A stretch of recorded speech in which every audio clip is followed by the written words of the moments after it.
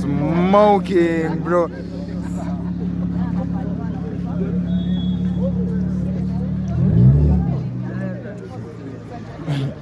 I mean,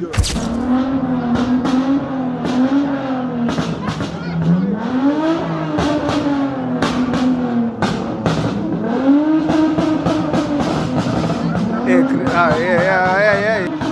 Noise pollution, wewe. Noise pollution. Ah.